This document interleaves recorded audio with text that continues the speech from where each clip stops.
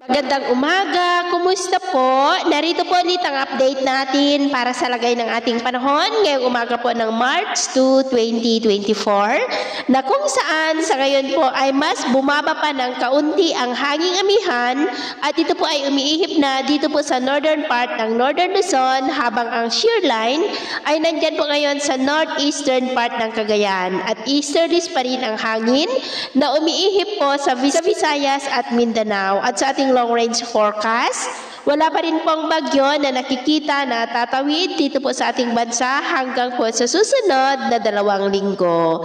At sa lagay po ng ating panahon, ngayong madaling araw ay maayos ang panahon sa malaking bahagi ng ating bansa pero may tsansa pa rin ng mga isolated rains dito po silang bahagi ng Cagayan, Babuyan Islands at Batanes.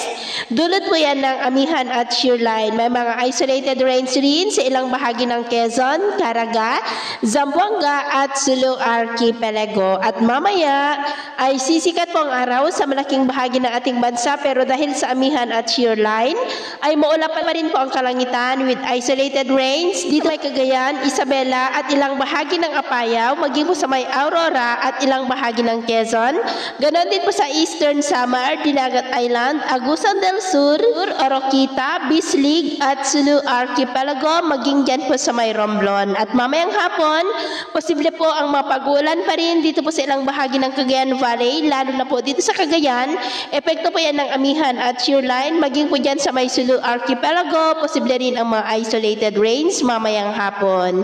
At sa atin naman pong mga baybayin, dahil po sa amihan ay maalon po sa mga baybay ng kanluran ng Pangasinan, Ilocos Region Seaboard, Cagayan Seaboard, Batanes, Babuyan Island na ang mga alon ay posibleng aabot hanggang po sa 2 to 3.5 meters height. At dahil naman sa easterlies ay maalon rin sa mga baybay po ng Eastern Samar hanggang po sa silangang baybay ng Mindanao na ang mga alon po ay posibleng aabot hanggang po sa 2 to 3 meters height. Kaya wasan po muna natin ang papalaot dyan po sa mga may kulay pula para mas makaiwas sa mga sakuna ng pangkaragatan.